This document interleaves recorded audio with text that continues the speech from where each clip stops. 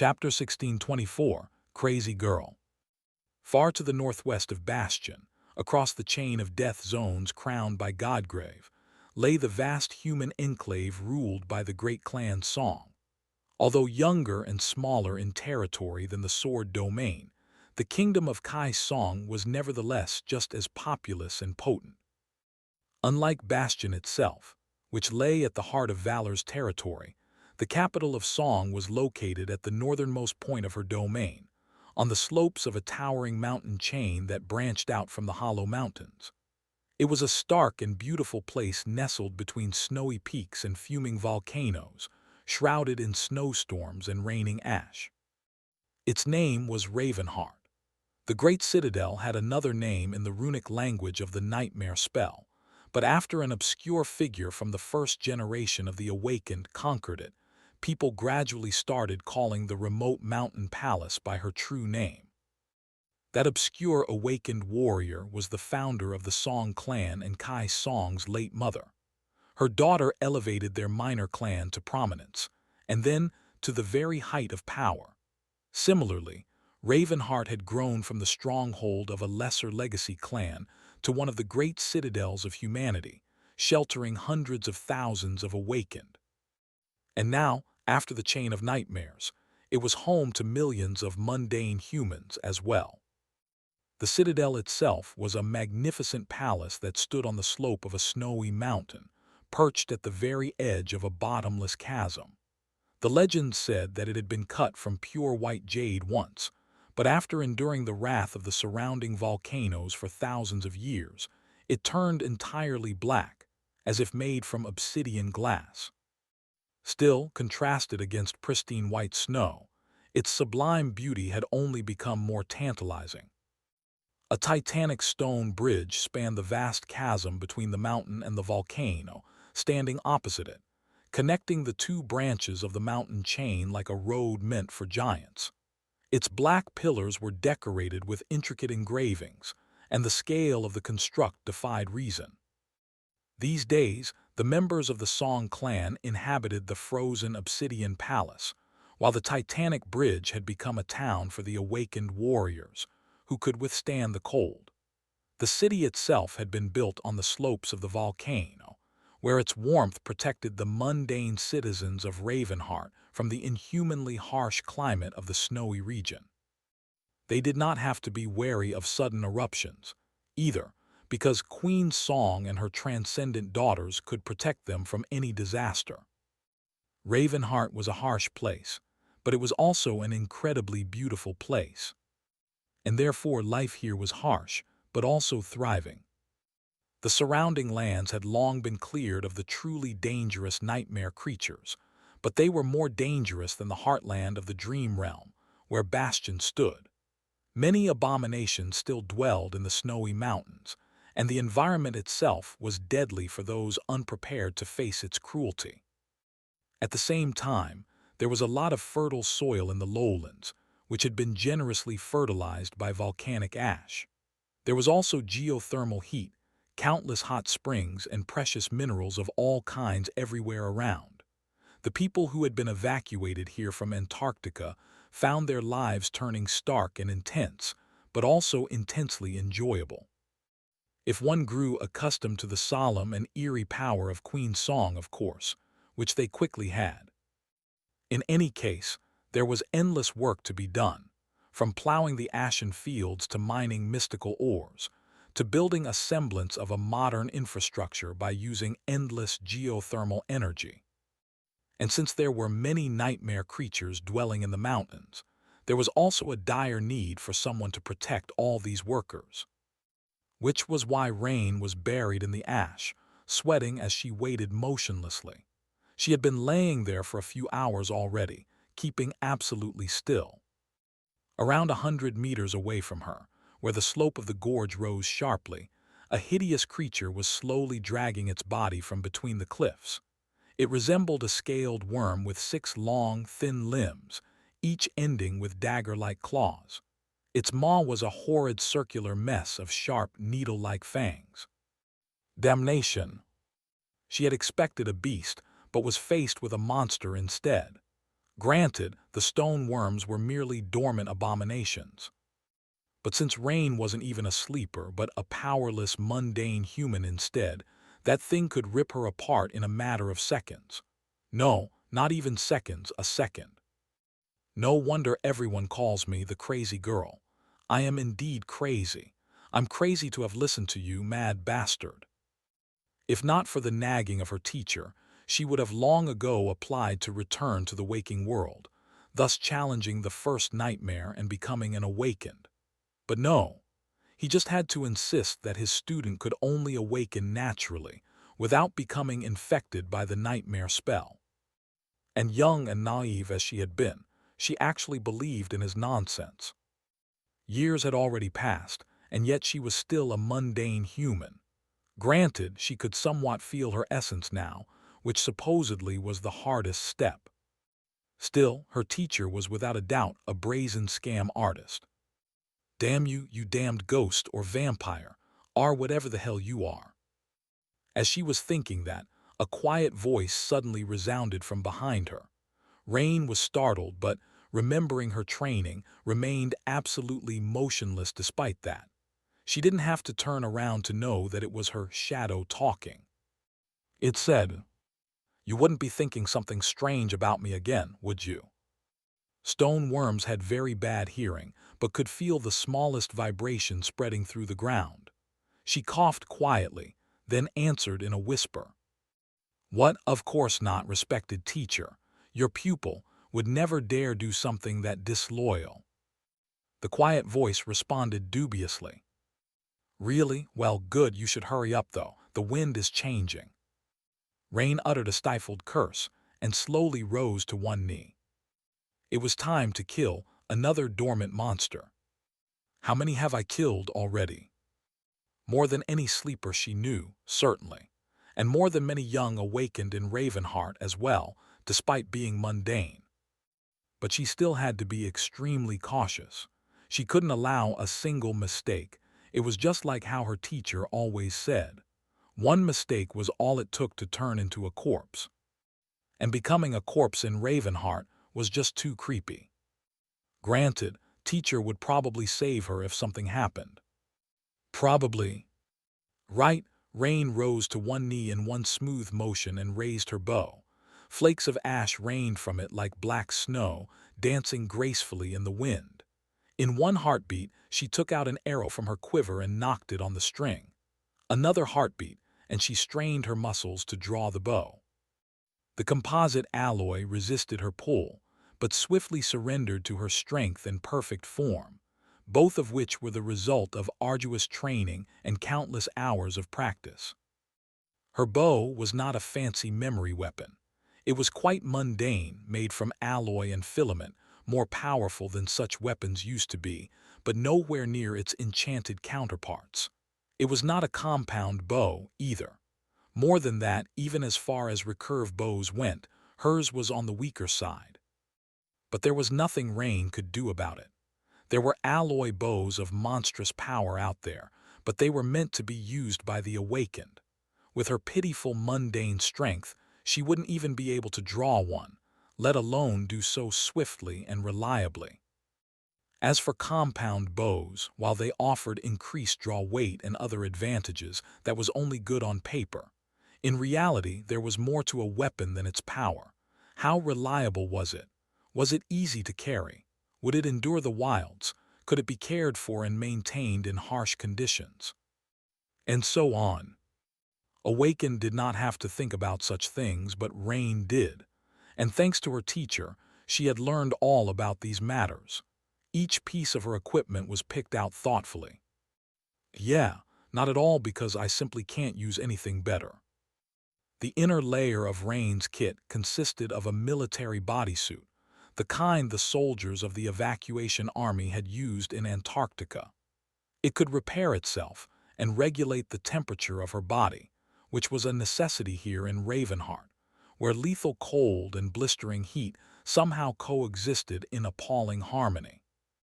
Granted, the self-repair function of the bodysuit was practically exhausted after years of extensive use, and she had had to patch it up by hand on several occasions.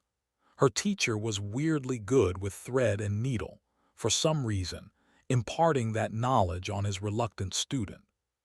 She wore leather pants on top of the bodysuit, made from the hide of an awakened beast, as well as knee-high boots of the same material. The rest of her clothes consisted of a perfectly mundane Henley wool vest and a military jacket with a manually reinforced lining. There were a few pieces of armor supplementing her modest ensemble, as well alloy bracers and shin guards, a leather chest guard, and a jointed shoulder guard. The mundane armor was not nearly enough to protect her from the claws of nightmare creatures, but it was better than nothing. It could protect her from a glancing blow or two, at least. Wearing anything heavier would have just slowed her down without providing much additional protection.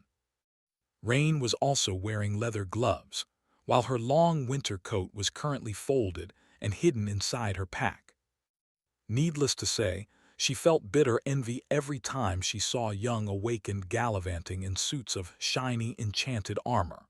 They didn't even need to wash their memories, let alone repair them by hand, not to mention the fact that their armor was much more durable. Focus. The stone worm was almost 100 meters away. The ash was raining from the sky, making its figure vague and blurry. At least it was easy to tell the direction and strength of the wind. Hitting a target from such a distance was not an easy feat, but well within Rain's capability. However, she wasn't sure that she would be able to kill the abomination with one arrow. Her arrows were more potent than her bow, true. The arrowheads had been made from the fangs of an awakened beast and were quite deadly as a result. But the stone worms did not have an easily exploited vulnerability. There was no spot she could hit to bring the monster down immediately. The vile things were also terribly fast despite spending most of their lives underground. It would take the stone worm a couple of seconds, 3 at most, to cover the 100 meters separating them, and another moment to rip her to shreds. It had already noticed her, too. "Be calm." It was like her teacher always said. "And don't you dare die, or I will kill you myself." As a respectful and dutiful pupil, Rain had no choice but to obey her teacher. She held her breath and took aim. Time slowed down to a crawl. Rain moved her bow slightly, accounting for the wind, and then relaxed her fingers, allowing them to slide off the string. Relieved from terrible tension, her alloy bow propelled the arrow forward with dire force.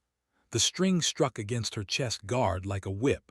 The falling ash swirled, disturbed by the violent turbulence. 100 meters away, the stone worm toppled to the ground in a mess of long limbs. The arrow had dove into its circular maw, piercing the creature's brain.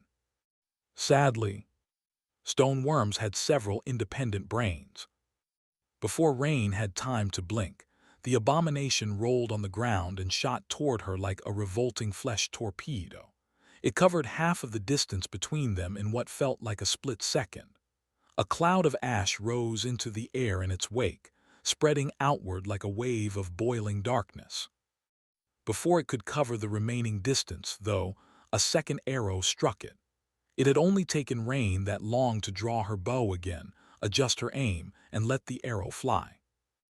Even though hitting a moving target was endlessly more difficult, let alone such a fast one, the second arrow unerringly penetrated the creature's maw again. This time, it went in at a shallow angle, hitting the stone worm's spine. The abomination stumbled, but continued barreling toward Rain. She blinked. Crap! Dropping the bow, she hurriedly picked up a long javelin that had been laying under the ash. Rain's weapon of choice was a bow. However, that did not mean that she was only versed in using a bow. Her teacher insisted that a ranged weapon was only good if one could keep the enemy at range, and in the dream realm, not even saints could guarantee something like that. Therefore, she was proficient not only with ranged weapons, but also with a wide range of weapons. Rain was nothing if not resourceful. By the time she grabbed the javelin and jumped to her feet, the stone worm was almost upon her. With fetid blood spilling from its torn maw, the horrid creature raised its front limbs to slice her into pieces, and suddenly disappeared from view. The pit Rain had dug up and covered with branches might not have been deep, but it was perfectly placed to stop the charge of a mindless monster. There was a great benefit in being able to handle a multitude of weapons, but there was an even greater benefit in always being prepared. Her teacher had hammered that simple principle into her head a long time ago. Before the stone worm could recover from suddenly dropping through the ash, the heavy javelin struck it with all the force she could muster. Its white scales were broken by the wide spearhead, and the abominable monster let out a piercing screech. Rain paled a little and finally drew her sword. The enemy was severely wounded, but it was not dead yet. A mess of hideous flesh and thin limbs staggered out of the pit, only to be met by the blade of the takai. Rain severed the front limbs of the sluggish monster, then delivered a ruthless slash across its scaly neck, putting a gash into it. A few more precise strikes and well-timed dodges, and the abomination finally grew motionless. Only half of its vile body managed to crawl out of the shallow pit and was now laying on the ash.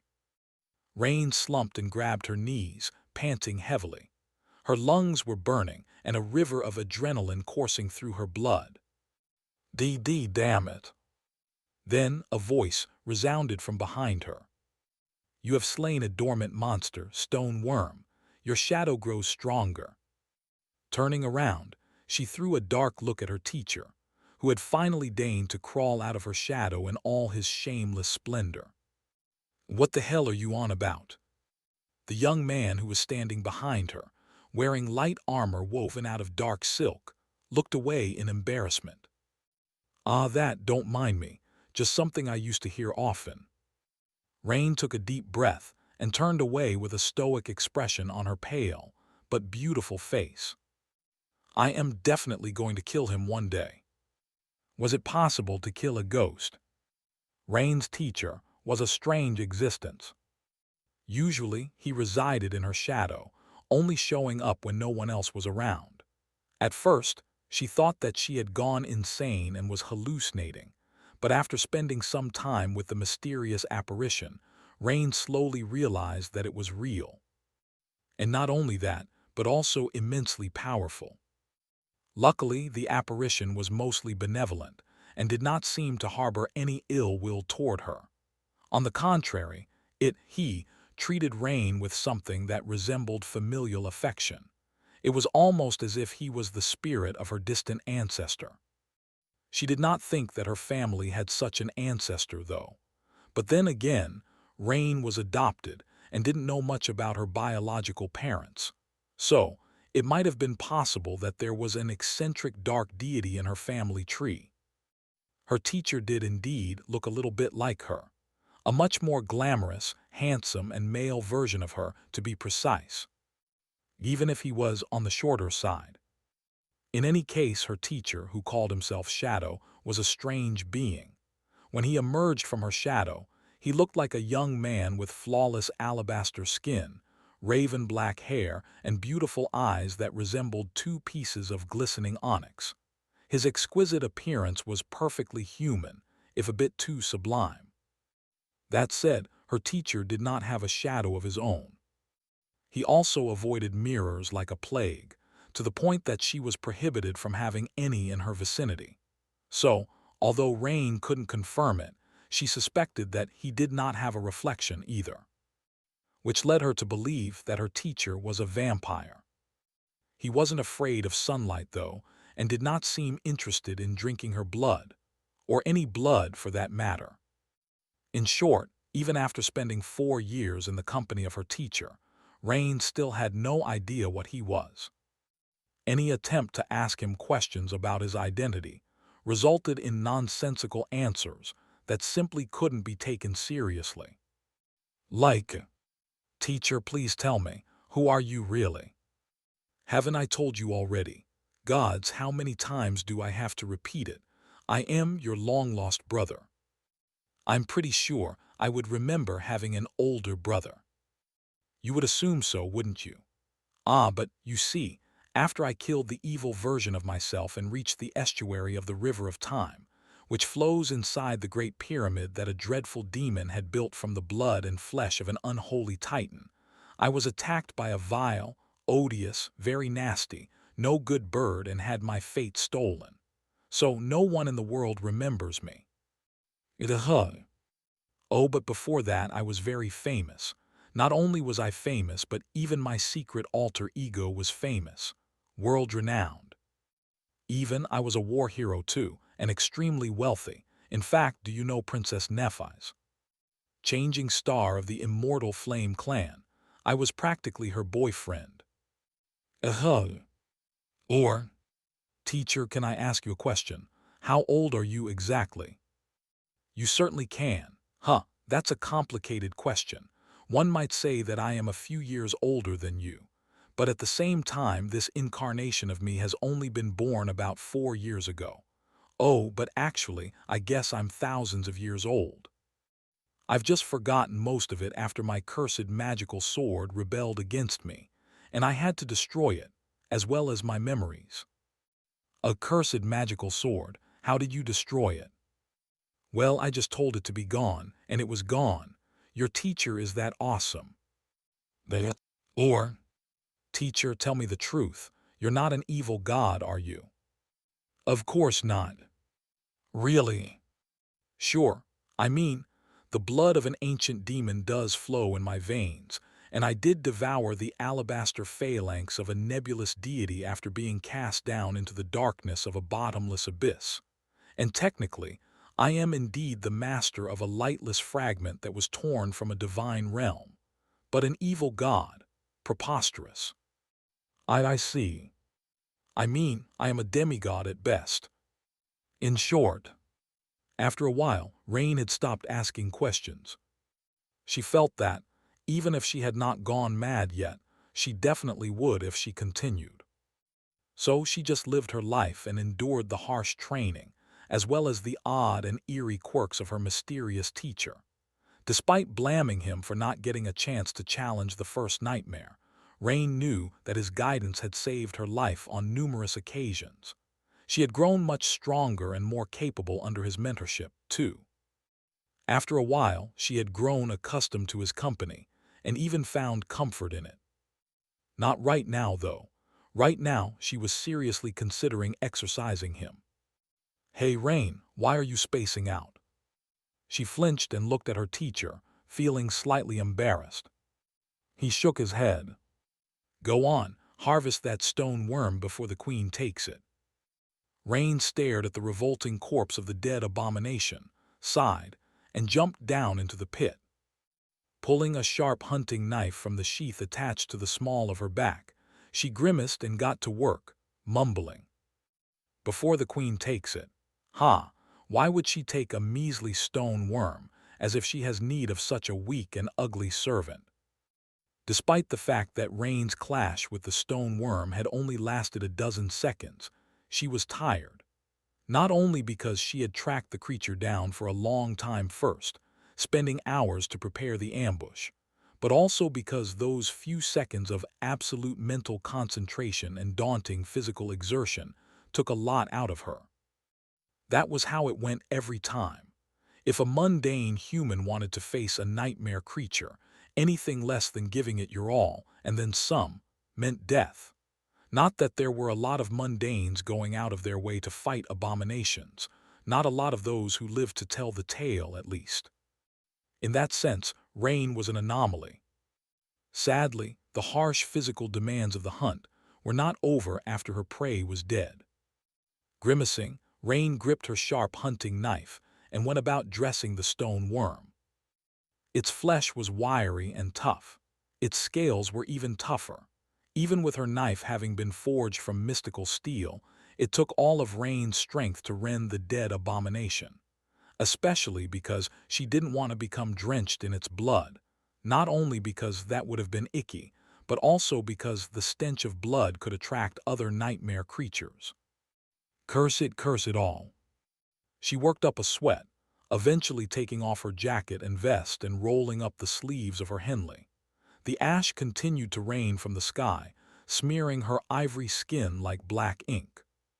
Her teacher, meanwhile, sat comfortably on a rock and observed her with a content expression, not even trying to help. Bastard! Cursing again. Rain, a proper young lady should act with modesty, poise, and decorum. Ah, you were such a well-mannered girl when we met. Where did you even pick up these bad habits? Who taught you such foul language? Tell me, and I'll beat the crap out of the damned bastard. She paused for a moment, glared at him, and then returned to her work without saying a word. Stop pouting. I'm not pouting. Rain collected the abomination's sharp fangs.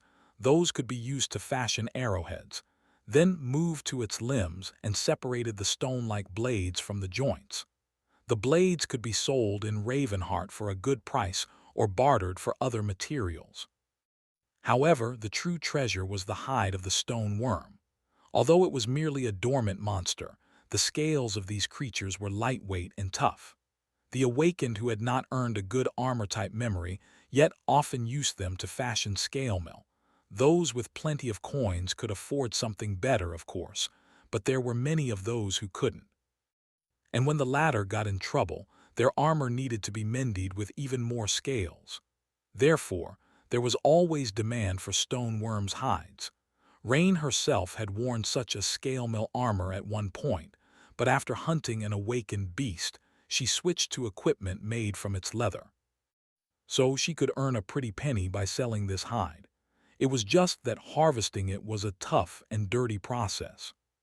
She arduously separated the hide from the flesh of the monster, cleaned it the best she could, and rolled it into a hefty sack. Tying the sack with rope, she grimaced and rubbed it with ash to get rid of the smell. Then she retrieved her 2 arrows. After studying them for a few moments, Rain sighed. One could be repaired, but the other was unsalvageable. Her arsenal of arrows was growing dangerously poor. There were plenty of them in the quiver, but only a few of those made from the fangs of the awakened beast remained.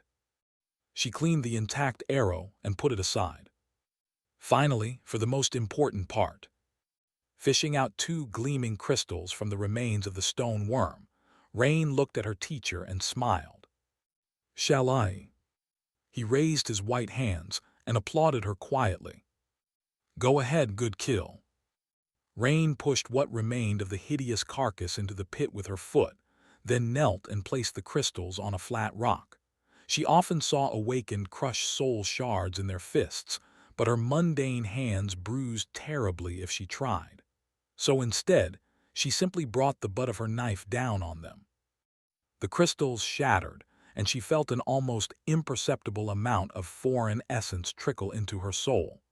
It was a strange sensation, and one she had only become able to perceive recently. Her teacher seemed satisfied, and she was too. Teacher, how long do you think it will be before I can attempt forming a soul core? He studied her for a few moments, then smiled. Soon, you can already sense and control your essence, so it won't be long before it awakens. However, a soft sigh escaped from his lips. Something tells me that it is not soon enough, so we'll need to hurry up. You have to hunt another awakened abomination, a strong one as well. Rain shivered, remembering the last time she faced an awakened nightmare creature. That clash had almost cost her life. Had that thing not been strong in her teacher's eyes? She gave him a long look. You know that we can simply buy an awakened soul shard or few. It will be expensive, sure, but my parents can help. Wait, actually, why do we need to buy them? Teacher, you're so great and awesome. Just do your thing. Tell a bunch of powerful abominations to be gone, and let me collect the shards. He stared at her dubiously and coughed. Well, sure, you're right. Your teacher is awesome. I can kill the abominations for you. Rain's eyes gleamed. Really? But he was not done talking. And while I'm at it, why don't I awaken for you as well? Should I also feed you from a spoon like a little baby? He scoffed. Let me tell you, a baby I knew transcended before learning how to walk, And he didn't even have me as a teacher. Come to think of it, what's your excuse? Huh, what do you have to say for yourself? Rain glared at him hatefully, then looked away. Forget I said anything. She cleaned her weapons, sheathed her knife, and fastened the rolled hide of the stone worm to her pack. Finally ready to depart, Rain hoisted the pack on her shoulders and started to walk. It was time to head back to Ravenheart. Rain made a point of using light equipment, and yet she carried considerable weight. There were her clothes and armor, her bow, a quiver of arrows, the javelin she used, her sword, the hunting knife attached to her belt, and another knife hidden in her boot. There was also plenty of stuff in her pack and attached to her pack, everything she needed to hunt and survive in the wilderness. It would have been nice to simply summon and dismiss all these things when she needed them, but alas, Rain couldn't use memories. She couldn't even really use the memories that someone else had summoned and handed to her, because her soul did not have a core, and she was not a carrier of the nightmare spell. Weighed down by the additional burden of the stone worm's hide and fangs, Rain felt miserable. It didn't help at all that Ravenheart was situated in the mountains. She was currently at the bottom of a deep gorge, not too far from the relatively flat area at the foot of the mountain chain, where the farms feeding the city were located. There was a long and tough climb ahead of her. Using the javelin as a staff, Rain slowly made her way out of the gorge. Luckily, she was in good shape, amazing shape, really. Her lithe and resilient body had been tempered by years of relentless training and was pretty much at the very limit of what mundane humans could achieve. In the past, Rain had trained extensively with private tutors. She had thought that her physical condition was stellar back then. She had known nothing. Under her teacher's harsh and prudent guidance, her physical state entered an entirely new territory. Her youthful body was strong, tenacious, and as nimble as that of a cat. Even the most elite athletes would have been rattled and green with envy if they witnessed what she was capable of, not that it mattered. Any awakened could still blow her away with one half-hearted slap. Ah, whatever. Sometimes Rain was angry at her teacher for prohibiting her from challenging the first nightmare, but at the same time she was thankful to him, not for her own sake, but on behalf of her parents. They had already lost one child to the nightmare spell. If she was alone, Rain would have gladly risked her life for the chance of becoming an awakened, but she could not bear the thought of putting her mom and dad through that suffering again. So her teachers promised to help her awaken without having to challenge. A nightmare was like a glimmer of light in a sea of darkness. In any case, even though climbing mountains in terrible weather while carrying a heavy load was hard and miserable, she had long grown accustomed to it. As Rain ascended higher and higher, her teacher walked side by side with her, going over the events of the hunt. She had performed well and managed to kill the stone worm without sustaining any injuries, but there were still things that could have been done better, and things that could have been done differently. Maybe I shouldn't sell the blades we harvested from the stone worm. Next time, I can place them at the bottom of the pit like spikes. That's a good idea, but don't rely on traps too much. This time the bastard ran straight, but next time you might not get so lucky. What were you going to do if the worm bypassed your pit? Retreat to lure him into the second pit, of course. And anyway, was it really luck? I investigated the slope and found the wormholes, chose an ambush spot and dug pits between the former and the latter. Beasts are stupid, so the enemy would have gone after me using the shortest path. Sure, it turned out to be a monster, a bit smarter but still pretty dumb. What do you think luck is, brat? Luck is not something that just happens to you, it's something that you make happen. Believe me, I would know. I used to be the luckiest person in the world. Unluckiest, too. Soon, Rain climbed high enough to escape the raining ash.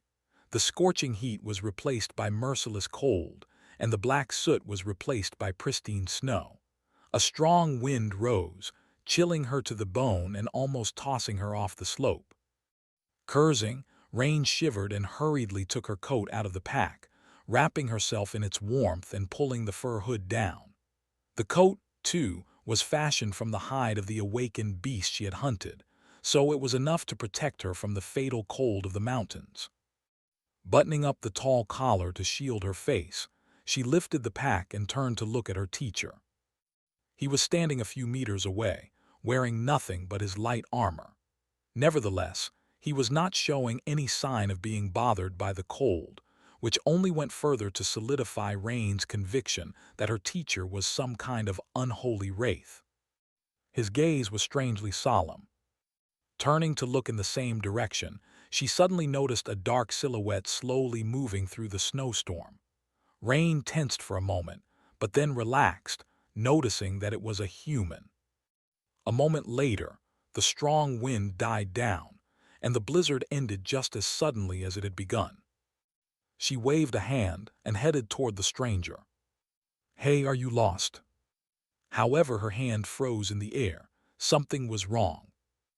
Why hadn't her teacher disappeared into the shadows? He never showed himself when other people were around. Her javelin was already rising when she finally got a good look at the approaching stranger. It was a young woman 3 or 4 years younger than herself. A teenager, really. Just like her teacher, she was only wearing a suit of light armor which was torn and turned dark with frozen blood. Her skin was so pale that it looked blue like that of a corpse, and her steps were slow and clumsy. Her eyes were like frosty glass, devoid of any light, and her face was like a mask carved out of ice. She was dead. "Don't disturb her." Her teacher's voice was glum. Rain grew quiet, lowering her javelin, and then took a step back to let the dead girl pass. A tiny sigh escaped from her lips. The closer the walking corpse drew, the better she could see the terrible wounds covering her frigid body. Eventually, unable to look, Rain turned away and furtively rubbed her eyes. The dead girl walked past them without showing any reaction, her bruised, pale face motionless, and slowly disappeared into the swirling snow.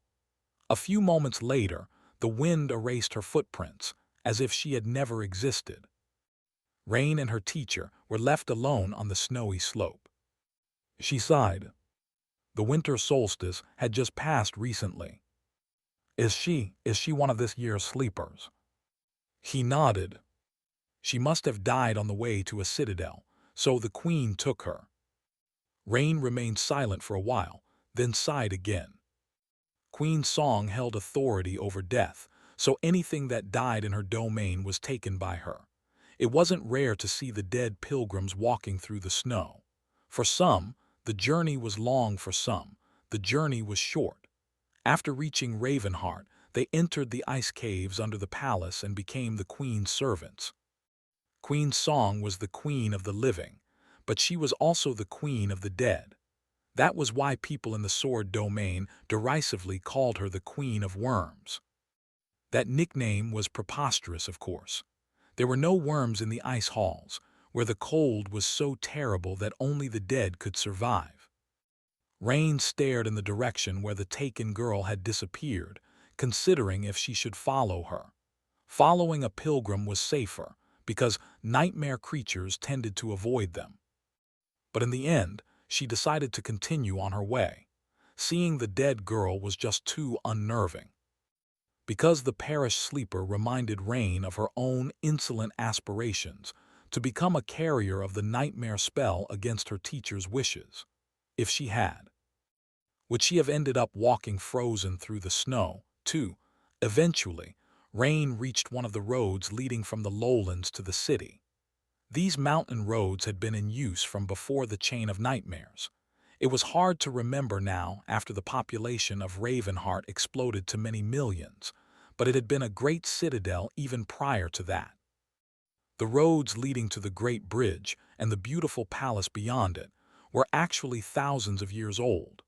Granted, they had been in a state of desolation and disrepair when the Song clan made the ancient citadel their home. The awakened of the Great Legacy clan had restored them to their former glory, and the whole network was further expanded to account for the increased traffic in the past 4 years. Now, heavily protected road crews were far away from the citadel, building safe highways to other cities within the Song domain. Many awakened with utility aspects were participating in the construction, and many warriors were employed to defend the moving builder camps from the roving nightmare creatures. Rain had even tried to get hired for one of the crews, but no one wanted to employ a mundane fighter. The best they could do was remain polite and not laugh in her face. She couldn't really blame them. In any case, now that she had reached the wide and well-maintained road, the rest of the ascent would become much easier. There was probably a metaphor about the unnecessary hardships of walking the untrodden path somewhere in there. But Rain wasn't going to start complaining to her teacher again. He had retreated into her shadow anyway, unwilling to be seen by other people. Rain rested for a bit, quenched her thirst from a military canteen, and continued on her way. There were many people on the road, workers descending into the lowlands or returning from their shifts, Song warriors on patrols, caravans loaded with heavy cargo. Life was thriving, and the young city was boiling with activity. Rain had grown up in the vast human jungle of NQSC, so Ravenheart did not seem that large in comparison. However, it somehow felt much more vibrant. Its atmosphere was entirely different, as though everyone here was looking forward to the future, instead of trying not to think about it while being afraid of the past. 4 years ago, she did not understand the decision her parents had made to relocate the whole family, including her younger siblings, into the dream realm. Sure, her father had been offered a new position as one of the government liaisons in the Song domain, which was technically a big promotion. But was it worth it to uproot the family, abandon the safety and modern convenience of NQSC, and tie the lives of their children to the dream realm? Returning to the waking world or leaving the domain meant being sent into the first nightmare, after all. No matter how well prepared you were, it was a deadly gamble. When Rain asked her parents why they wanted to move to Ravenheart, her father had answered simply, "Because that is where the future is." Now she thought she understood what he had meant. The future of humanity was indeed here. Currently, the waking world was incomparably more populous and developed than the dream realm, but in a generation or two, their positions would be reversed. Eventually, the dying birthplace of humanity might even be entirely abandoned, making this harsh and dreadful world their only home. And those who had left the cradle early would have an advantage in that future.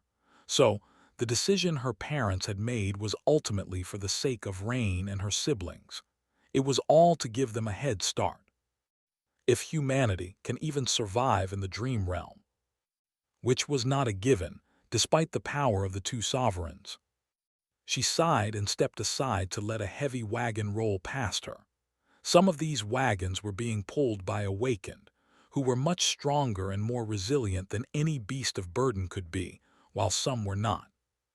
The one rolling past Rain was being pulled by a nightmare creature, a hideous beast that resembled a nightmarish fusion of a carnivorous bull, and a horned reptile was attached to a harness, dragging the wagon behind it. There were no draft animals in the dream realm or any other kind of cattle. However, here in Ravenheart, nightmare creatures were often used to pull wagons, plow the fields, and perform all kinds of labor-intensive or dangerous jobs. It was all thanks to Saint Song Yunbin, better known as Beastmaster. Funnily enough, the most terrifying of Kai Song's daughters had also done the most to ease the lives of the citizens of Ravenheart. If not for her, the development of the city and the Song domain as a whole would have never been as fast or as explosive. Of course, it was still a bit creepy to be around the subjugated nightmare creatures, and one had to be cautious around them. Even enchanted by Beastmaster, they were dangerous beasts, so each had to be watched over by a trained handler. Looking at the wagon roll away, Rain sighed. Saint Yunbin is amazing. Her teacher's voice resounded from the shadows, sounding a bit wistful. Oh, Beastmaster, Well, she's not bad. You know, she once asked me to run away with her. Of course, I refused. Your teacher is not someone who can be swayed by a pretty face. Rain gave her shadow a dubious glance, but kept her remarks to herself. Grimacing, she carried her heavy pack and continued forward. The closer to the city she got, the more crowded the road became. There were more awakened patrolling it, too, some even accompanied by echoes. The temperature slowly rose until it was warm enough for her to take off her coat. She even unbuttoned her jacket. By the time the distant cold sun was ready to disappear behind the horizon, Rain finally reached her destination. In front of her, built on the slope of the tall volcano, stood the gates of Ravenheart. From where Rain stood on the slope, she could see most of the city. Ravenheart was separated into 3 distinct districts. The largest by far was sprawled on the dark slope of the fuming volcano, protected from the merciless cold by its heat. This was where millions of mundane humans lived. Their homes were mostly built from black stone, so it seemed as though the entire city was a part of the mountain, intricately carved from its slope by some divine being. The second district was built on the grandiose stone bridge that stretched over a bottomless chasm toward a distant snowy mountain. It was much smaller than the first one, but still rather large. That bridge was home to most of the awakened citizens of Ravenheart, since only they could survive the bitter cold and the strong winds blowing across it. And finally, a sublime palace that seemed to be cut from obsidian glass stood at the opposite end of the great bridge. The palace was visible from anywhere in Ravenheart when the weather was good, its dark and ethereal beauty never failing to take one's breath away. That was where Queen Song and her clan lived, and where the gateway to the waking world was located.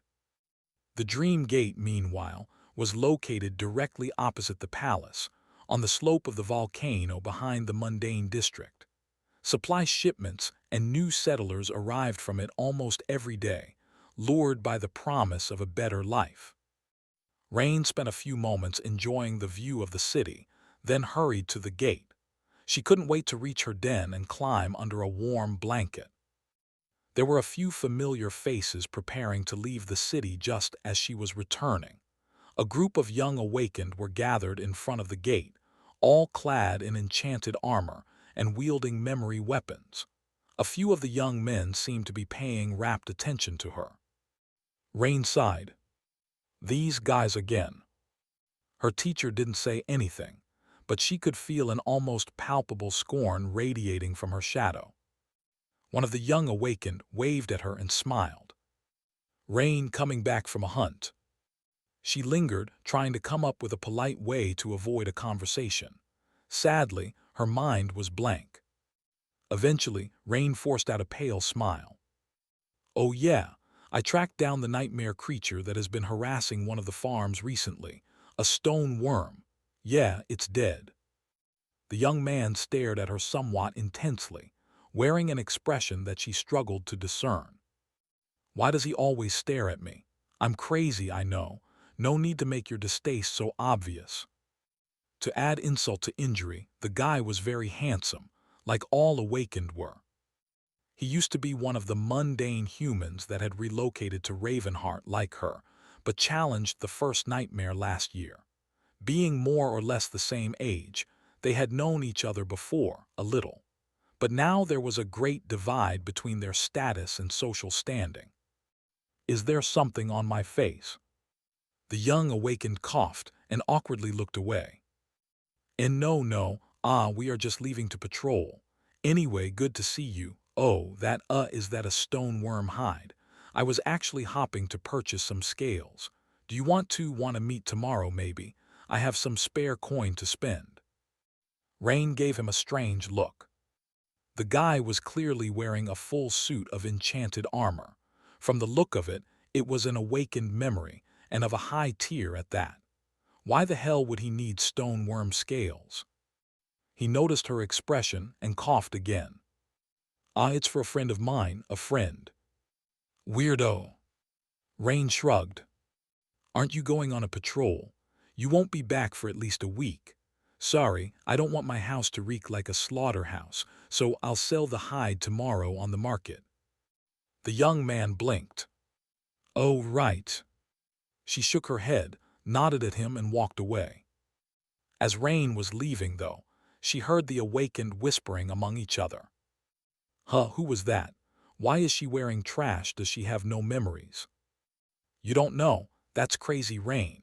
She's a mundane girl who goes around hunting nightmare creatures. What? No way. It's true. You only awakened this year, so you don't know. She's infamous here in Ravenheart, actually. Some say that she has killed more abominations than all of us combined. No one knows why she's still alive, but she is. Damn, too bad she's a lunatic. Both of you shut up. Yeah, shut up, and don't call her a lunatic. She might hear. Rain walked away, leaving the annoying whispers behind. Passing through the city gates, she pursed her lips and complained to her teacher. Why do those guys always stare at me and try to stir up trouble? Can't they just leave me alone? Her teacher answered in an incredulous tone. You don't know. Rain raised an eyebrow. Know what? There was a long pause, and then her teacher chuckled. They stare at you because you're pretty. There's no one prettier than my little sister. She couldn't help but burst into laughter, making a few people give her strange looks. Right, perhaps talking to myself in the middle of the street is not the best idea, especially considering that they already think I'm crazy. Rain shook her head derisively. Who, me? There are thousands of female awakened in Ravenheart, and each of them is prettier than me. I doubt an awakened guy would ever give me a second look. Of course, she knew that she was. Not too bad, really, appearance-wise, by mundane standards, but the effect of the awakening on one's body was simply too great. Ah, they all have such smooth and silky skin, and no calluses. A weathered brute like me cannot compete. Her teacher scoffed quietly in the shadows. Gods, how dense are you, girl? He remained silent for a few moments, and then suddenly gasped. Wait, I candy cafe. There was another long pause, and then a dejected sigh. We are definitely siblings. The outer wall of the mundane district was thick and tall. Rain passed through the gateway, still thinking about what her teacher had said. Pretty, I'm pretty. He was teasing me, right? That scoundrel. Maybe if he allowed me to have a mirror at home, I wouldn't have had to ask. Her thoughts were interrupted by an awakened warrior who suddenly appeared in her way. His equipment was visibly more potent than that of the young men and women whom she had met outside, and his face was much more mature. Unlike those inexperienced greenhorns, he was a true warrior of song. This way, please. Rain obediently followed the awakened to the side, where a cohort of veterans like him was keeping a watchful eye on everyone entering the city. They were led by a stunningly beautiful woman wearing an enchanted robe of fine wine-colored silk. A master. There was no sign of Rain's teacher, as if he had dove deeper into the shadows. She approached the beautiful woman and bowed respectfully. The Ascended smiled.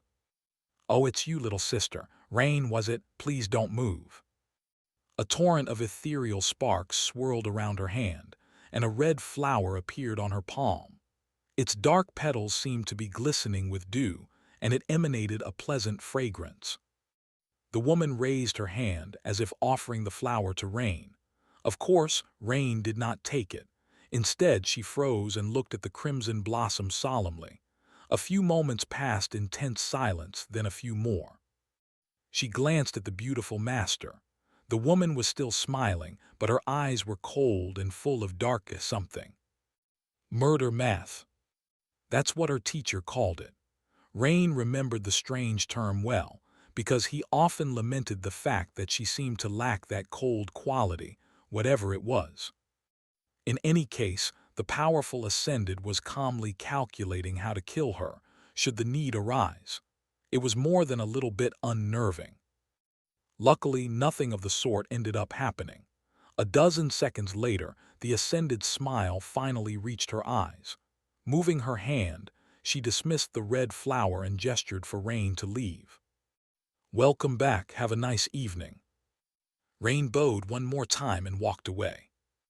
Internally, she sighed. The strange meeting was actually not strange at all. It was something that everyone entering Ravenheart or any other citadel in the Song domain she would imagine had to go through. The Sword domain had their own version of the ritual, and there were versions of it in the waking world as well. Its purpose was to prevent the dreadful Bane, Skinwalker, from infiltrating more human settlements. Although all other abominable things that had invaded the waking world during the Chain of Nightmare were either slain or remained in Antarctica, Skinwalker was different. It had entered the siege capitals by pretending to be human before the dream gates were even opened. Once there, Skinwalker spread like a curse. There were little details about how it had been stopped, but Rain heard that the government forces led by Wake of Ruin and the great clans had joined forces to eradicate the creature. The sovereigns emerged, and Lady Nephis returned from the third nightmare with 5 other saints just in time. Eventually, they managed to prevent Skinwalker from spreading to the rest of the quadrants. But they had not managed to destroy it completely. Today, Skinwalker was like a nightmare that haunted all of humanity. Its vessels were somewhere out there, in the shadows, hiding in the vast reaches of the dream realm or in the poisonous wilds of the waking world. Worst of all, the creature had learned and adapted, its act becoming almost indistinguishable from normal humans. Several citadels had already fallen after being infiltrated by Skinwalker, and if rumors were true, several cities in the eastern quadrant had, as well. That was why there were new security measures everywhere humans lived, aimed at preventing similar tragedies from happening again. Apart from the appearance of the Dream Gates and the great wave of colonization that followed, the existence of Skinwalker had caused the single most significant change, perhaps, in how humans lived after the Chain of Nightmares. So, Rain didn't mind being checked while entering Ravenheart. If she had indeed been taken by the harrowing fiend, the flower the beautiful master summoned would have wilted, alerting her to the presence of a pretender. There was one thing she did not quite understand, though. Once Rain walked far enough from the gate, she whispered, "Teacher, can I ask you a question?" The answer came almost immediately. "You sure can." She lingered for a moment. What would they have done if I was truly a vessel of Skinwalker, a cohort of awakened and a single master? No matter how powerful she is, a great nightmare creature can wipe them out in seconds. They would have stood no chance. This time, there was a longer pause before her teacher answered. "Have you noticed a bronze mirror installed on the wall behind them?" Rain nodded. "Sure, there are mirrors like that everywhere in Ravenheart." He sighed. "They would have asked the mirror to help. That is already more than you should know, so don't ask anything else." Rain couldn't help but throw a startled glance at her shadow. They would have asked the mirror to help. Don't tell me. Did her teacher's irrational fear of mirrors have an actual reason behind it? Unsure what to think, Rain dove into the bustling labyrinth of Ravenheart streets. Since the mundane district was sprawled on the slope of the volcano, it was divided into many vertical levels, not unlike the terrace neighborhood in NQSC where she had grown up. Granted, the terraces that had been carved on the black slope were of a much greater scale, supporting numerous buildings and housing millions of people. The lower levels were where most of the work took place, while the higher levels were mostly residential. Additionally, the more affluent neighborhoods were situated closer to the Great Bridge, while the poorer ones were situated further from it. Rain's parents lived in one of the former, while her own den was in one of the latter. Actually, it was not too far from the city gate, which felt like a blessing today.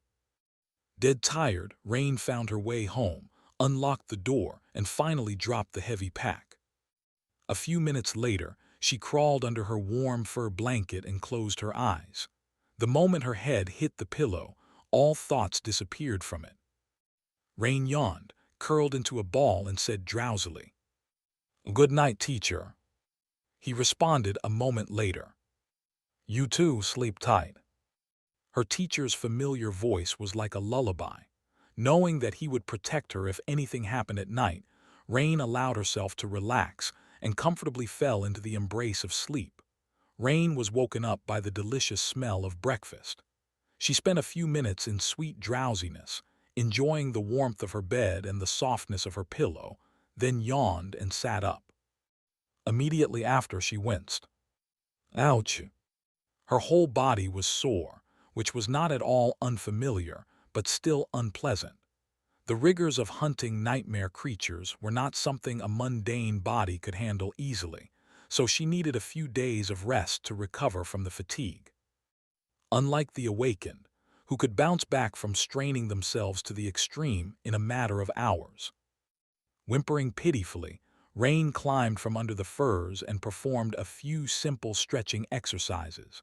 When her stiff muscles relaxed a little, she sighed and finally went to the makeshift kitchen situated at the opposite side of her den, where the tantalizing aroma of freshly cooked food was coming from. Rain's lair consisted of one rather spacious room and a modest bathroom. It was mostly below ground and did not get a lot of light, since the only window was situated near the ceiling.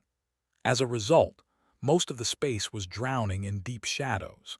It was also one of the reasons why the rent was so cheap. Her bed took one of the corners, while the kitchen took another. The largest portion of the room was used for training, and lastly, the whole part near the entrance was meant for storing hunting spoils.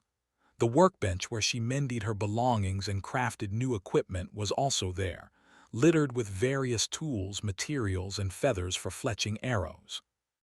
It was a bit messy and a bit too Spartan.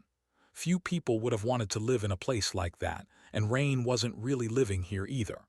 Her time was usually divided equally between the den and her much more comfortable family home. Staying with her parents was nicer, but having a place of her own also felt good, not to mention provided endless convenience. She wouldn't want her mom and dad to faint every time she came back to Ravenheart caked in blood and covered in bruises. They were already very disapproving of every decision she had made in the past few years. But what could she do? She couldn't really say that her shadow talked to her, teaching her how to kill nightmare creatures and telling her to do strange things. Rain was already an adult and could make her own decisions now anyway. She was 20. Eat your breakfast before it gets cold, young lady, and don't forget your vegetables. Her teacher's voice made Rain flinch. Pouting slightly, she sat down at the counter and moved the plate closer. Her sour expression did not last, though, swiftly replaced by delight. Rain was very hungry after the hunt. In just a few minutes, all the delicious things her teacher had prepared were gone. Putting the utensils down, Rain said sedately, "Thank you, teacher." He was surprisingly good at cooking for an evil deity. Rain never saw her teacher eat, but she suspected that he was secretly a gourmet. Was that the reason he had chosen to haunt her?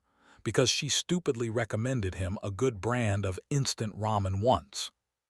A cold voice scoffed from the shadows, sounding a little bashful nevertheless. "What are you thanking me for? Proper nutrition is also a part of good training. This is actually nothing. Let me tell you, when I was about your age, I was dining on great monsters." After hearing that last part, Rain almost choked on water and glanced at her shadow fearfully. He's joking. He must be joking. Is he joking?" She stared at the shadow for a few moments, then hurriedly turned away. Some time later, Rain left her den carrying the hide of the stone worm. She had left most of her weapons behind, but kept the takai in a scabbard at her belt. No matter how safe the streets of Ravenheart were, she never parted with her sword. There were a few errands Rain had to run. First, she went to the town hall of the mundane district to report the completion of the mission. The stone worm had been harassing the farmers in the lowlands for a few weeks, so there was a reward set by the authorities for its extermination, which Rain now received with a wide smile.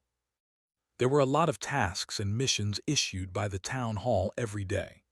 Most issues were handled by the retainers of the royal clan or the servants of one of the vassal clans, but there were always things they didn't have time or numbers to handle promptly. Therefore, anyone could take on a task or two and receive a corresponding reward. The town hall also handled many private missions, so there was never a lack of opportunities for unaffiliated talents. Of course, only Awakened took the combat missions. Unsurprisingly, Rain turned heads every time she came here, and every clerk knew her by name. She had long learned to ignore the stares. After receiving the reward, Rain studied the mission board for a while. She was not in a hurry to take on a new task, but it was a good way to stay informed about what was happening in and around the city. A new road crew, strange. It seemed that the royal clan was assembling a new road construction crew, but its scale seemed much greater than all the previous ones. The pay was also much higher, which made the offer extremely alluring. However, it seemed like hazard pay. The description implied a higher than usual danger level of the new job. Strangely enough, there was no mention of what region of the dream realm the new road was meant to connect to. More than that, from what Rain knew, there were already crews building roads to all neighboring citadels. So, where would this new one lead exactly? In any case, that was none of her business. Rain had no intention of trying to get hired as a worker, and no one would employ her as a guard. Still, a lot of Awakened would probably leave the city once the construction started, so that was something to account for. Deep in thought, she left the town hall and headed to the lower levels of the district, where the largest market was located. Descending a set of steep stairs cut into the dark slope of the volcano, she asked in a confused tone, "Teacher, doesn't that new road crew seem strange? Where are they building a road to?" He remained silent for a while, then laughed quietly. "Strange? No, not at all. As for where they are going, that's simple enough to guess. They are going east." Rain frowned. East? There was nothing much east of Ravenheart, only the death zones. Granted, the sword domain lay beyond them, but that didn't change the fact. What was the point of building a road to a wild and deadly region of the dream realm? Her teacher was not making any sense, which, admittedly, happened quite often. He's just trying to sound smart to cover up his lack of knowledge. How clumsy. Smiling, Rain shook her head and continued descending the stairs. The market was a large and lively place. Numerous stalls were set up in the open, with more respectable storefronts visible here and there. Almost anything could be bought here, starting with materials harvested from the carcasses of nightmare creatures and ending with rare items brought over from the waking world via the Dream Gate. Weapons, home appliances, fashionable clothes, crafting tools, whatever one needed, it could probably be found here. Of course, items of true quality were sold in other, more exclusive places. Some of the elite shops were not even situated in the mundane district, so potential customers had to brave the chilling cold of the bridge or send awakened retainers to complete the purchase. Still, most citizens of Ravenheart visited the market when they needed something. Rain knew the place well and swiftly made her way to the area where the harvested materials were sold. After haggling with a familiar merchant, she sold off the stone worm hide and weighed her coin purse in her hand, full of satisfaction. With this payment and the reward she had received in the town hall, Rain was flush with money. Best of all, she had managed to bring the stone worm down without suffering any wounds, so she didn't even need to hire a healer. Healers were rare, and therefore prohibitively expensive. Awakened warriors were the ones habitually sustaining injuries, but they also had a lot of spending power. Rain did not, so most of the money she had made in the past years ended up going toward her medical expenses. But not today. Whistling joyously, she left the market and made her way to one of the many public baths in Ravenheart. Due to the volatile nature of the region, there were numerous hot springs here, and soaking in them had quickly become the favorite pastime of the citizens. If there was such a thing as tourism in the dream realm, the capital of Song would definitely have been a popular destination due to its hot springs. Maybe in the future. Before entering the bathhouse, Rain stopped in a dark alley behind it. A shadow separated from her own and settled in the darkness, then waved casually. Leaving her teacher alone, she proceeded inside to enjoy some privacy. Love. Soon, having taken a shower, Rain submerged her weary body into the hot water and felt the many pains bothering her dissolve in it. There were many mystical minerals in the mountains surrounding Ravenheart, so these springs were supposed to have healing effects. She didn't know how true that statement was exactly, but visiting the baths was definitely both pleasant and reinvigorating. She had mostly come here to clean herself, though. It wouldn't do to come home covered in sweat, grime, and the stench of blood. The cleaner and fresher Rain looked in front of her parents, the less they would worry about her. So she made a habit of visiting a bathhouse after every hunt. Still, it wouldn't harm anyone if she soaked in the hot water a bit more. And maybe a bit more. And maybe a bit more. After all, was she pressed for time? No. As Rain was relaxing with her eyes closed, she couldn't help but hear bits and pieces of conversations that other people were having around her. A woman's voice was tinged with worry as she said, "Have you heard about Valor?" Another answered with confusion, "I heard what?" "The King of Swords. They say that he was actually replaced by a vessel of Skinwalker all the way back in Antarctica." "Shhh, lower your voice. Have you gone crazy to talk about a supreme that way? That can't possibly be true." "I'm telling you it is. I heard it from my sister, who heard it from her neighbor, who heard it from an actual master." "There is no way." "But it would explain a lot of things, wouldn't it? The resource shortages we're having. It's all because of those Valor people. It's like they want us to starve. And aren't they a bit strange? Why does everyone in the sword domain treat our queen with such disrespect? That nasty nickname they gave her. That is strange indeed. If their king is a vessel of that thing, then who knows how many people there have already been taken. Gods, it's so scary. We are lucky to have come to the Song domain. I hope they stay far away from us. But my cousins are in the sword domain. You must tell them to be careful then." Rain shook her head and slid deeper into the water to block out the hushed conversation. "Aren't they being ridiculous?" Strangely enough, that ridiculous rumor was quite persistent. She had heard some version of it many times already, almost as if someone was spreading it on purpose. On the other hand, some hostility between the two domains was inevitable. They were both still dependent on the waking world, after all, which meant that there was a competition for resources. And competition bred resentment, especially when one's livelihood was at stake. Resentment, in turn, bred these kinds of rumors. Plus, a vast majority of mundane humans living in the dream realm had come from Antarctica. They were traumatized and anxious, sometimes letting fear get the better of them. In any case, the public opinion of the sword domain was slowly changing for the worse in Ravenheart. There was nothing like that 4 years ago, but now, such sentiments were not uncommon. Why can't they just be happy that someone else is doing well? Rain threw the two scaredy women out of her head and tried to enjoy herself in peace. Eventually, she emerged from the bathhouse looking as smooth and pink as a newborn baby. The rugged leather outfit was stuffed into her pack, replaced by much more casual, neat, and tidy civilian clothes. The frightful monster huntress was gone, replaced by an innocent and lovely young woman. If the group of young awakened she had met at the city gate saw her, they would probably not believe their eyes. Feeling a bit strange in her simple dress, Rain put on an ashcoat made from light, beautifully embroidered fabric.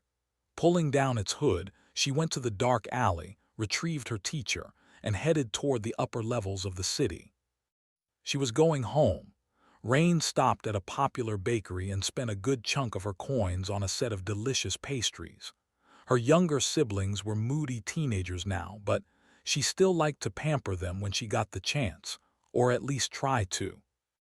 Teenagers, sadly, were not easy to pamper. They're probably off to school already. Letting out a sigh, Rain walked along the steep streets of Ravenheart while enjoying the weather. It was on the colder side today, but the air was crisp and clear, not at all like the stale air of NQSC. There was no ash falling from the sky, either, so the breathtaking vista of the sprawling vertical city was not obscured. Across the great stone bridge, a lonely peak pierced the sky, its slopes covered in snow. The beautiful palace of the queen was hidden by a blizzard, though, so Rain could not enjoy its dark awe and splendor. Her thoughts slowly drifted to the awakened nightmare creature she was meant to find and slay. What class would it be? How long would the preparations take her? What strategies would she employ, and what contingencies should she put in place? Would she even survive that fight? Thinking about that somberly, she ascended rather high. Now she only had to get closer to the bridge, and she would be home. But before Rain reached the neighborhood where her parents lived, she noticed a crowd of people gathered on one of the scenic observation platforms. She stopped to listen to what they were talking about, curious to find out what the matter was. Their voices sounded excited. "Are you sure that he is coming back today?" "I'm sure. He already delivered the last of this year's sleepers to the cities in the south. There's nothing left for him to do but return." "I'm so excited. I missed the day he departed, so I didn't see." "I saw. I want to see it again, though." Rain tilted her head, confused. Who were they waiting for? Her teacher suddenly mumbled in a subdued tone. "Gods, how is it even worse now?" Did she imagine it, or did his voice sound a little grumpy? Before Rain could ask, though, a swift shadow suddenly streaked across the city. She looked up just in time to see a wondrous creature sailing through the sky. The weather was clear, so she could witness it even from a distance. It was a dragon. A beautiful dragon was flying above Ravenheart. Its somber scales were the color of the midnight sky, and with sparks of sunlight reflecting on them, the great beast was like a piece of starlit night that moved across the bright heavens. Its wings were open, casting a vast shadow, and it was that shadow that Rain had noticed. A chorus of excited voices washed over her a moment later. "It's him! Night Singer! Nightingale! The Dragon Slayer!" Indeed, the magnificent creature was Saint Kai, the Dragon Slayer. He had arrived a few weeks ago and then left to search for sleepers scattered across the Song domain during the winter solstice. Now, it seemed, the search was over. Rain watched as the beautiful dragon flew across the great bridge and landed gracefully in front of the obscured palace. Soon, its great body disappeared into the blizzard. She let out a quiet sigh, feeling a strange mix of emotions. Funnily enough, she actually knew Saint Kai. One of her tutors had some kind of relationship with the famous idol, so Saint Kai, although he wasn't even a saint back then, had graciously agreed to give her a few archery lessons. Later, when he transcended and became one of the pillars of the government forces, their paths crossed a couple of times because of her father. Rain's father had nothing to do with battling nightmare creatures, but he was one of the senior government liaisons in Ravenheart. His work was administrative and mostly had to do with logistics, but still, that meant meeting exalted figures quite often. In fact, Rain was familiar with Saint Jit that way, as well. Come to think of it, wasn't it weird how many famous people she knew? Rain had even spent some time with Lady Changing Star herself. Of course, she was most comfortable with Effie, Saint raised by wolves, who for some reason used to live just a couple of houses down the street, back in NQSC.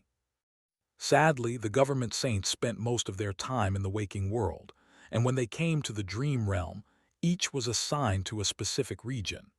Effie was far away in Bastion, so they had not seen each other in a while. The same went for Lady Nephi's and Lady Cassia, both of whom had been kind to Rain in the past. Of course, all these renowned people might have been transcendent warriors, but which one of them could claim to be a dark deity? In a sense, the weirdness of knowing her teacher toppled all her other strange acquaintances combined. In any case, Rain was just that, a passing acquaintance in the lives of these exalted figures. She doubted they really remembered her, let alone had thought about her sometimes. Why would they think about an insignificant, mundane girl? Her teacher, on the other hand, thought about her too much. It was hard to escape his nagging. Maybe I'll meet them again after becoming an awakened. Throwing one last glance into the distance, where the graceful figure of the black dragon had disappeared, Rain turned away and continued on her way home. Soon she reached a pretty two-story house, opened the door, and walked inside with a bright smile. "Mom, Dad, I'm home." Unknown to Rain, the figure of her teacher lingered outside, staring across the great bridge from the shadows. Just at that moment, the snowstorm subsided, and the beautiful palace of black obsidian revealed itself on the steep mountain slope. Sunny studied its breathtaking beauty for a few moments, and then pursed his lips a little. His gaze was dark. Jade Palace, being that close to another of Ariel's creations, was rather uncomfortable. Of course, it was also one of the reasons he had come to Ravenheart. A few days before, far away from the harsh splendor of Ravenheart, Sunny was looking at Cassie while hiding his emotions behind a polite smile. "Oh, and by the way," her tone was neutral. "Happy birthday." For a split second, his mask cracked. Sunny's face did not move, but his gaze changed. For a short moment, his eyes were much deeper and darker than before. The lightless depth contained within them was much too vast, much too cold, and much too unfathomable to fit the image of a harmless shopkeeper. He froze, a storm of emotions raging in his heart. For a second, Sunny was stunned, not knowing what to say. The shadows stirred. But then he quickly composed himself. "Why, thank you, but how did you know?" An irrational but desperate hope had ignited in his chest, trying to burn away his judgment. A hope that someone, anyone, remembered him, that Cassie did. The thought of it was both blindingly sweet and ruthlessly painful. Because it was impossible, the fateless attribute, as he had called it, was thorough. So Sunny discarded that futile hope and hid his rattled state. How had she known that today was his birthday, though? Maybe, just maybe. Cassie was facing him, remaining silent. Her smile slowly dimmed, replaced by a strange and solemn expression. Sunny felt uncomfortable because her eyes were hidden by the blue fabric, but he did not show it. Come to think of it. He had not noticed it immediately, but Cassie looked a little strange. How could he describe it? She seemed a little haggard. Of course, a stranger would not have noticed, blinded by the stunning beauty of the blind seer. But to Sunny, she looked out of sorts. Her clothes, which had always been neat and tidy, were a little messy. Her hair was like a waterfall of pale gold, but it did not seem properly combed. There were signs of fatigue on her delicate face. Much more importantly, there was a hint of restless intensity to her which had never been there before. As if Cassie was not quite stable, having lost her innate state of composed balance. Sunny had seen all the other members of the cohort after returning, even if from afar, but it was his first time seeing Cassie. The blind seer seemed to have changed a lot. She finally turned away and walked a few steps, as if studying the dining hall of the brilliant emporium. "It's strange. I've been delivered a note asking me to find a person named Sunless and wish him a happy birthday. On a winter solstice of all days. It happened a while ago. But the strangest part, the sender of the note was me. And I don't remember ever writing it. Sunny remained silent, wanting her to say more. Sometimes silence was the best way to make people talk. The faint hope in his heart had been extinguished. Cassie did not remember, however. She seemed to have known that she would not remember, and therefore she had made arrangements for them to meet before the third nightmare. He suddenly felt stifled. Cassie traced her fingers across one of the tables and turned her head slightly. Sunless is a rather peculiar name, so I didn't think that finding him would be difficult. But to my surprise, that person didn't seem to exist. Not in the government databases, academy records, or the archives of the great clans. You might not know it, Master Sunless, but I am a rather knowledgeable person. One might even say that there's no one better at collecting information than me. Sunny tilted his head a little. Oh, he knew. That is indeed strange. His voice was pleasant and even. She smiled. A person named Sunless had not existed in either of the two worlds until this year when you found your way to Bastion. Naturally, I was curious, so I studied you a little. I hope you don't mind. Sunny hesitated.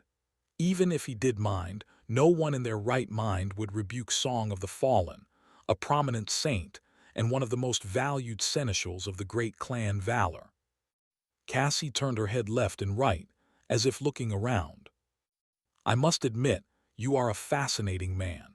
Not only do you seem to have appeared out of nowhere, but your establishment is even built inside of an ascended devil. How inventive. He tensed. Well, it wasn't a surprise. Cassie's dormant ability allowed her a measure of insight into all living things. Marvelous Mimic was not an exception, so she would have realized its nature as soon as she approached the brilliant Emporium. And yet she had stepped into the maw of an ascended devil without much worry. Was it confidence or indifference? Sunny was not sure. He coughed. Ah, well, why not? My house might not be able to fly like your citadel, but it can walk. It's convenient. The more important question was, what did she see when looking at him? Weaver's mask was all the way in Godgrave, and while the nebulous mantle could hide his presence, it was nowhere near as potent at deflecting divination. Nevertheless, Sunny was not worried. He was mostly certain that Cassie's powers were based on a subconscious ability to perceive the strings of fate and sense when they were trembling. Since there were no strings of fate connected to him anymore, she should be powerless against him. As if to confirm his thoughts, Cassie spoke calmly. Do you know what I sense when I look at you, though? Nothing. You are like a black void, completely empty. Sunny raised an eyebrow. That is not something a man wants to hear on his birthday, Saint Cassia. She did not seem to have heard his words, continuing in the same tone. But this is perfect. This is exactly what I've been looking for. Oh, Master Sunless, you seem to be strangely well informed about my abilities, considering that you are not at all surprised to hear these things. Well, just in case, let me tell you, I used to be able to see the future. He hesitated for a while, a little startled by that statement. I used to. Cassie nodded. Yes, this ability of mine has been in complete disarray after my third nightmare. Not just mine, actually, all awakened with high affinity to fate are suffering a reduction in their ability to discern the future. Not that there are a lot of us. It is almost as if fate itself has been thrown into chaos. Sunny forced out a smile. How terrible. She remained silent for a while, seemingly distracted. Then she said with a subtle hint of relief. Yes, it has been rather terrible, and I've been trying to find the cause for the past 4 years without any success. So the message that I seem to have sent myself made me think that you might be of help, and won't just think that I am crazy. Cassie paused, then faced him and said tensely, Master Sunless, how would you react if I told you that there is a man-shaped hole in the world? Sunny remained motionless for a few moments. The expression on Cassie's face was tense and somber, defiant even, as if she was saying something that she had said many times already only to be dismissed, or even branded as a lunatic. Sunny knew the feeling. He sighed, then pointed to the nearest table. Have a seat. I sense that it's going to be a long conversation, so let me make you something to drink. He took a step back and retreated to the kitchen. He could have manifested an avatar instead, but really, Sunny needed a few minutes to collect himself. A man-shaped hole in the world. Indeed, to someone else, his absence would have felt like that. It was just that no one was able to remember witnessing the inexplicable void, where a man named Sunless used to be. Cassie, however, although she didn't seem to know the solution, she had somehow pieced the problem together. She knew that something was wrong with her, with everyone else, and with the world itself. But no matter how hard she tried, she could not prove it. She couldn't even remember trying to solve the problem. That must have been maddening, not to mention the fact that her ability to perceive the future had suddenly betrayed her, leaving Cassie without another of her senses. The past 4 years must have been rough for her. And yet selfishly, Sunny was glad. He shamefully felt a warmth in his heart. He wasn't quite remembered, but it felt so good for his absence to be witnessed by someone at least. A few minutes later, he emerged from the kitchen with a teapot and a couple cups. Cassie was sitting at one of the tables, waiting. Her exquisitely beautiful face was calm, but he could feel a hint of agitation underneath that facade. Placing a cup in front of her, Sunny poured the tea and sat down. A man-shaped hole. You might want to explain, Saint Cassia. She took the cup and tilted her head a little. At that moment, Sunny realized that he had made a mistake in an attempt to hide his rattled state. He had been acting much too calm throughout their conversation. No master would have been that calm in front of Song of the Fallen, let alone while hearing her say such outrageous things. He was suddenly unhappy with himself. What a glaring oversight. Since deceit was his craft, Sunny felt ashamed. Cassie touched the cup and traced its shape with her finger. When she spoke, her voice sounded even calmer than his. Actually, it's not that strange. All of us, the members of Changing Stars cohort, have long realized that something had happened to us in the third nightmare. There are things that don't quite make sense, as if there are gaps in our memory. No, not gaps. It's like parts of our memories are corrupted. Not in the everlasting void kind of way, but rather in a very mundane way. Like what happens with old communicators. Sunny stared at her silently. His silence prompted her to continue. However, there were a lot of bizarre things that happened to us in the nightmare, some of them much more so. And because it is almost impossible to remember that there is something that we have forgotten, we simply accepted it as fact and moved on after a while. That is how memory works anyway. People don't remember what they have forgotten, and therefore don't usually realize it. He shifted slightly, noticing something strange about her words. It was indeed impossible to keep any thoughts about his past. People had not only forgotten him, but they couldn't even remember thinking about having forgotten him. That was the insidious part of becoming fateless. And yet Cassie was perfectly capable of pinpointing the problem. How? Sunny took a breath. But you don't seem to have a problem with being aware of the missing memories. Cassie smiled faintly. Hardly. It is very problematic, in fact, but my aspect is uniquely suited to remembering. My powers, you see, have to do with memories. I have a great level of control over my own memory, which has become much greater than before. I can also collect the memories of other people, or even replace and manipulate them. Sunny shivered. What an insidious power it was. It had to be a facet of Cassie's transformation ability, then. She had not been capable of these things before, only torment was. He couldn't help but wonder if this was the first time they were having this conversation. even, or if Cassie had simply erased his memory of meeting her, who knew how many times before. But no, that should not have been the case. Even such a subtle power had to have a limit, and his rank and class would place him beyond that limit. Enough so, at least, for him to at least be aware of having been manipulated. Right. Oblivious to his subtle reaction or pretending not to notice it, Cassie continued. So, you might see how I would be more sensitive to anomalies in my memory, which was why, unlike the others, I couldn't stop trying to get to the bottom of things, especially because fate itself seemed to be in total chaos. He took a sip of his tea. I'm sorry, but what does fate have to do with any of this? Cassie's smile grew a little wider. Oh, everything. You see, I always wanted to destroy fate, to create a weapon that could cut it. I always wanted to, but strangely enough, I don't recall ever acting on my desire. You must think that I'm a really timid person. Sonny wanted to point out that confessing all these intimate things to a stranger was a bit odd, but decided against it and simply shook his head. Cassie's smile suddenly disappeared. Her tone turned colder as well. But I am not a timid person, Master Sunless, far from it, so I can't help but think that maybe I have actually succeeded in creating that weapon. It's just that I don't remember it. In any case, I spent years trying to place the missing pieces together and restore my memory.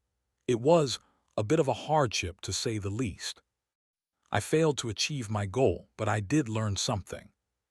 She took a deep breath. It's that the missing pieces form a person, someone who was there with us in the tomb of Ariel and maybe even earlier than that.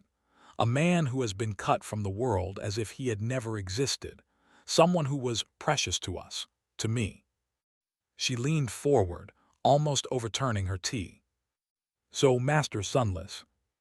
Before she could continue, he asked neutrally. You say that the missing pieces form a person, but why are you so sure that it is a man? It might very well be a woman, no. Cassie remained silent for a moment, then said tensely, Because I think that you are that man.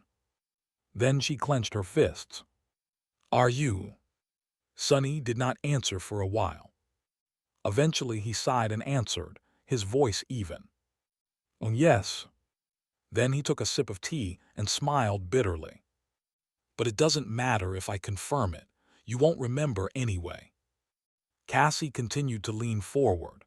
A stunned expression contorted her delicate face for a moment, then disappeared, replaced by momentary confusion and then tense anticipation.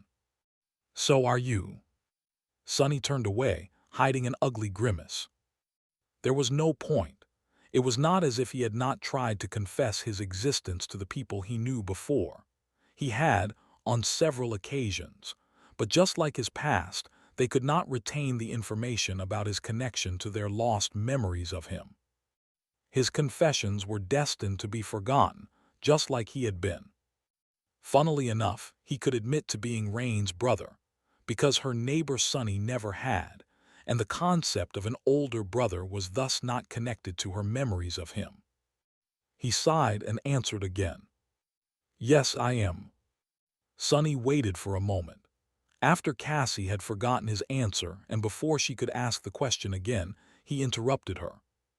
Instead of that, do you want to tell me more about that memory you want me to make? Is it a weapon? Sonny tried to evade the question a few more times, but it was too important to Cassie. She stubbornly returned to it no matter what he said, forgetting his answers a few moments later. Watching her lost expression was eerie and a little heartbreaking, like talking to someone suffering from dementia. So tell me, are you? Sonny reminded himself to be patient. There were many suitable ways to prevent her from voicing the question. He just needed to find the correct one.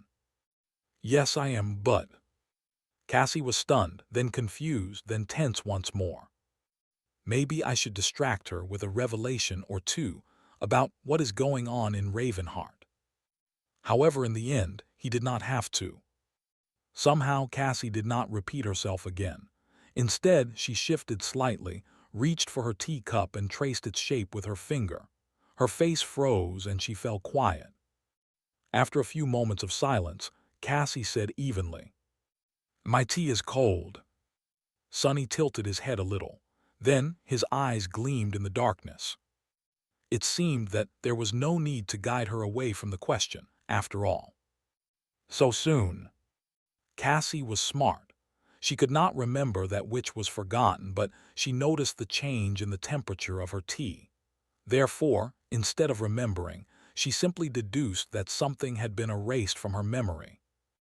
The gears of her formidable mind were spinning now, connecting the negative space in her memory with the details of the conversation they were having, observing the void and inferring its meaning. Knowing Cassie, there were countless conjectures being formed in her head. Dozens of theories were being built, scrutinized, and discarded. Only those that could not be effectively disproven remained, leading to several parallel branches of assumptions. Those assumptions were then pitted against each other, turning into conclusions. The conclusions were used to extrapolate what, exactly, she had forgotten. Too smart, maybe. It was a little scary. Sonny did not say anything, carefully exploring his own emotions. If he was right, then Cassie not only knew that a person was missing from the world, but also deduced that he was that person, or at least connected to them. She would not be sure but suspected strongly. And he had come closer to being known to someone than he had ever been since leaving the nightmare. Of course, there was a vast difference between a suspicion and a memory, but it was precisely because Cassie's inference was based solely on deduction and not remembrance that she could retain it. The taste of his tea was suddenly incredibly fragrant. Sonny drank it silently. Neither of them spoke for a long time. Cassie's delicate face was full of somber intensity, but she did not rush to ask him any questions. She couldn't, because asking him about all the things she wanted to know would only result in her forgetting the answers. It was an odd situation. Eventually she sighed and turned away. A few moments later Cassie asked, her voice a little strange, "Would you like to look into my eyes?" He was startled by the question. Where did that come from? Sonny hesitated, not knowing how to answer. "I'm honestly not sure. Why are you asking?" She touched her blindfold briefly, sighed, and said with a hint of reluctance, "My transformation ability has to do with my eyes. Few people know about it, and you are now one of them. If you look into my eyes, I'll be able to read your memories." Sonny blinked. His first reaction was to reject her vehemently. Who would want their private memories to be exposed to a stranger? Not to mention the fact that Cassie's power was not limited to that. She had already admitted that she could also erase, replace, and manipulate the memories of other people. That sounded utterly terrifying. Sonny had suspected that there were limits to her power, and now she had exposed one of these limits to him. Only those who looked Cassie in the eyes could be enthralled by her ability. So why would he expose himself to that power? She would forget everything she saw, just like she had forgotten his answers as well. Not everything. The memories of his past were forbidden, but the memories of everything that had happened to him after the third nightmare were less so. The question was, what benefit would there be if Cassie saw it all? She would probably be able to fill the empty void left by him with a few more pieces of logical reasoning, at least. But then what? Sonny put his cup down and smiled politely. "You want to peek at my memories, Saint Cassia?" She simply nodded, not hiding her desire. "I do, Saint Sunless." His smile did not falter. "She has already connected me to the exploration report on the tomb of Ariel and guessed that I was in the nightmare with them. Damn it, I shouldn't have published it." But he did not really regret his actions. That report was both for teacher Julius and Anank, so it was worth the trouble. Sonny chuckled, then asked with a hint of amusement in his voice, "What's in it for me?" Cassie leaned back and remained silent for a few moments. She might have guessed that he was the person she had been looking for, but she had no idea who he was. What were his motives, desires, and convictions? What was his past, and what was his vision of the future? What could she offer him to gain his cooperation? She couldn't even be sure if he was a friend or a foe. "Well, what is it that you want?" Sonny contemplated for as long as his flaw allowed him to. "Actually, there is something that you can help me with. I must warn you, though, the favor I'll ask might land you in hot water with your venerable superiors from Clan Valor." He shrugged. "Additionally, you will only access a memory of my choosing. You'll have to wait a bit, too. It can only be done on a full moon." Cassie suddenly tensed. "A full moon? Surely you don't mean—" Sonny chuckled. "That's right. I want to sneak into Bastion." He finished his tea and added nonchalantly, "The real Bastion, of course. Not this mirage we all live in." Thanks for watching. Please subscribe and like the video and comment down if anything wrong in the story, and if have any suggestion to a new novel or want next part of any series, comment down.